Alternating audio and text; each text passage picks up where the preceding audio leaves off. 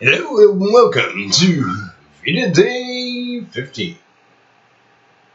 Hi, I'm Peter Palmiotti, and I'm from UNR Studio. What do? I don't know. We make art and comics and stuff. So anyway, I wanted to talk about the mindset of an inker. And I spoke numerous times about different aspects of inking, from supplies to tips to showing you myself inking different pages and pinups and whatnots. But I wanted to talk a little bit specifically about like working with pencilers and my sort of mindset of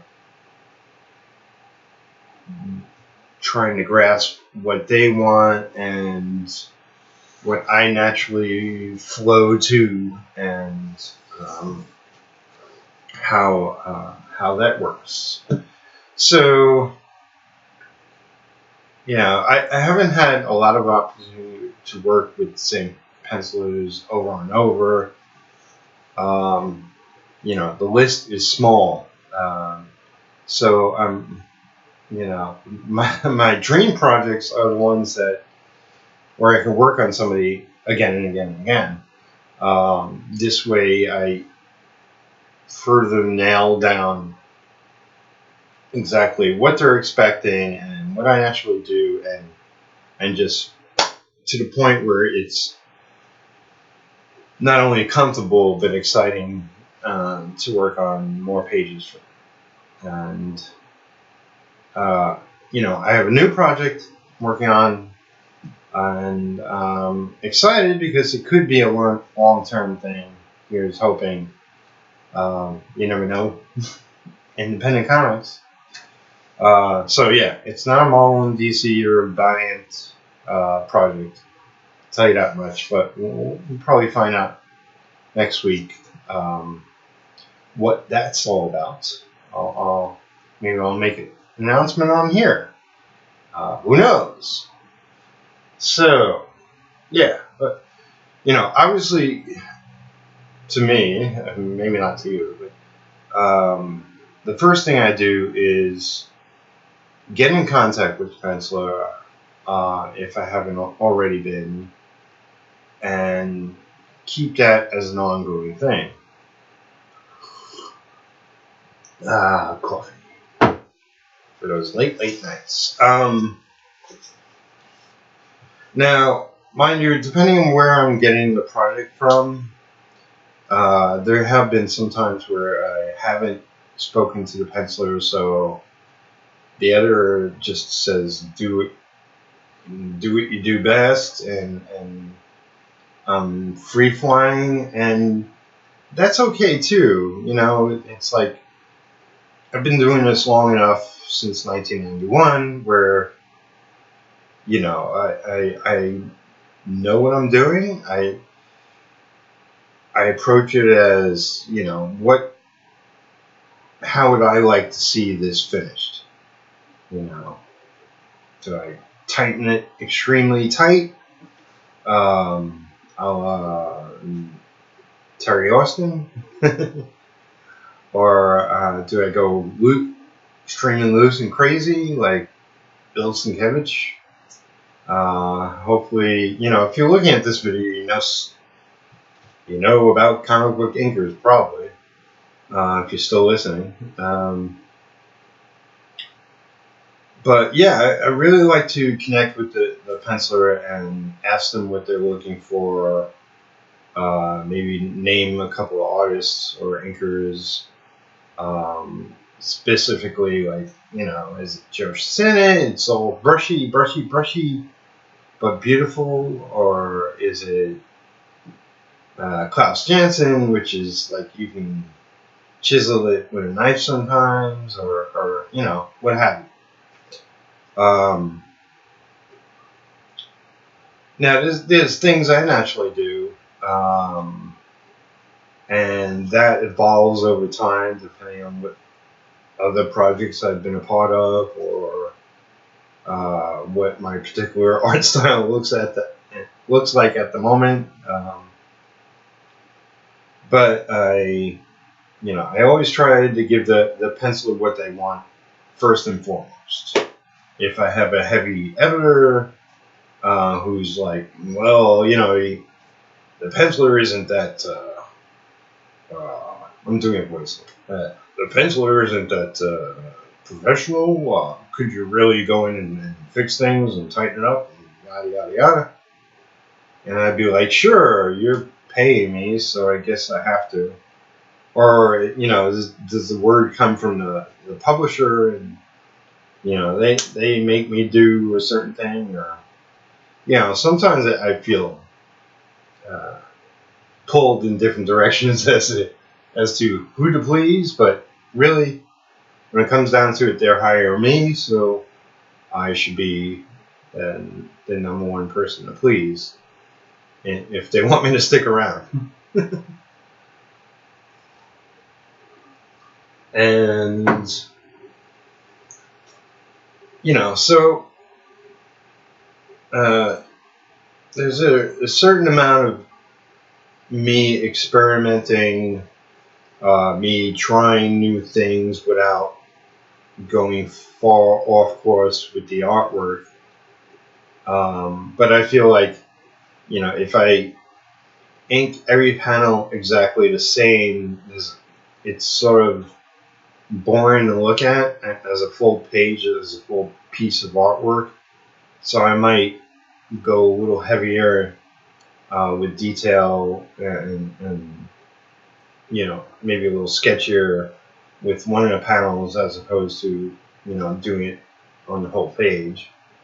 But for how many rules I built up in my head, I could choose at any moment to break them as well. I try to just keep it fresh. Some pencilers, I don't need to stray too far from what they put down, and that could be fun too, but maybe boring over the long term. Although I'll tell you, like, I haven't come across that. Like Jim Calferi, who I've worked with the most probably to date, is super, super tight. But there's such subtleties within subtleties of his work that it was always a pleasure to work on his stuff, and exciting. So I didn't mind, worked up with him on DC book, Aquaman. Worked on with some Marvel stuff, Iron Man and Sentry, character from Forceworks, and some other things. And Wizard Magazine, we did some stuff. The Versus column. But yeah, taking on working with a new penciler, not too long ago, it was Barry McLean, and his stuff has energy, and it's loose, and it can definitely be interpreted in different ways. And I like to. I felt like I was adding my own signature to it. Besides on the cover and pinups, on each page I worked on. Unfortunately, that project is on hold until we hear back otherwise. But that was End of Days, mostly what I worked with him on. I did prints, which I'll be setting up my store with down the line. So much to do, as always. But this new project I'm working on, which I'm sure I'll be announcing upcoming, probably next week, is the guy's tight penciler, and he is leaning in the direction of inks that are looser, and I messaged him back and forth, but I haven't talked to him. I prefer talking on the phone. It's a whole different kind of interaction.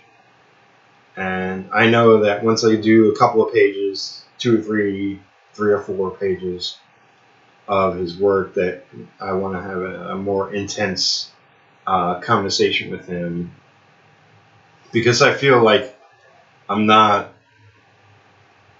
like he probably wants me to go 8 steps. I feel like I'm just going 2 right now, but does the early pages deserve going 8 steps? No. Well, definitely not the first one. Even though it's like you open up the first page, and if you don't like it, some people don't buy a book. But that's their loss.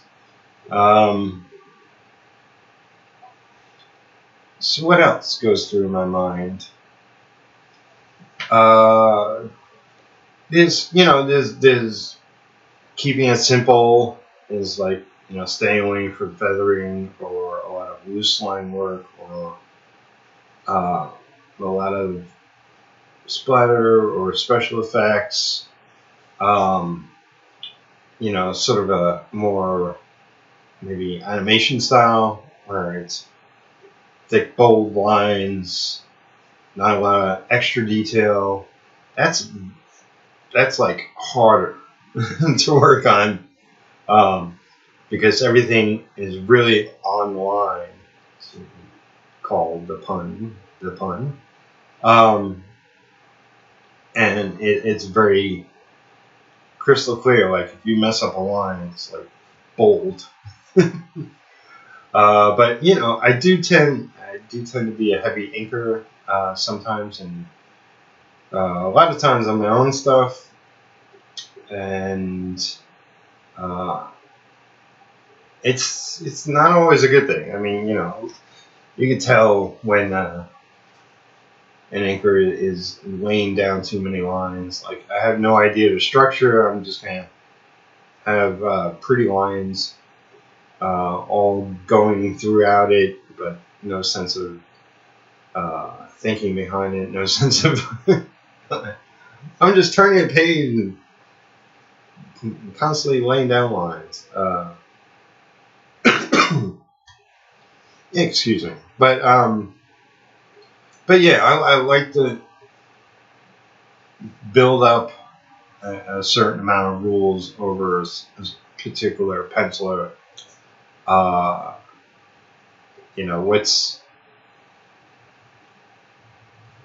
What's too clean, what's too far, what exactly are they looking for? More fluid lines, more angular lines. Do they want a lot of heavier lines to show dimension, or are all their lines linear? Do they add shadows to drama, or do they need more emphasis that I have to put down, or a lot of things like that? And you really don't know if, like, if you're just inking somebody a penciler over one pinup, you don't really learn the full curve of what their potential is. But if you're working on a penciler in a comic book series, I'm sure as a penciler, they're always striving to be better. So they want new issue to look better than the previous issue, and so on and so on. So as an inker, you could take the ride along with them, or you can, fail and they'll get a new inker. But I wanna not only give them my best work, but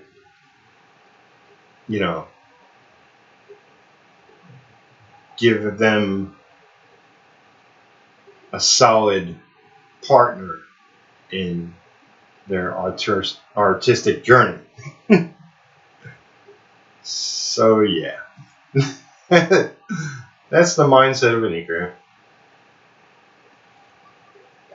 I hope that made some sense. This is day 15. This is what is it? Friday already? Well, I'll have some news to report for you tomorrow. So I hope you're sticking around for these, and hope you like them. If you like them, hit like. If you really have a question, then post a comment and share with your friends. Post it to Twitter or something. That's all. I'll see you again tomorrow, and be well. Be productive. Get some inking done.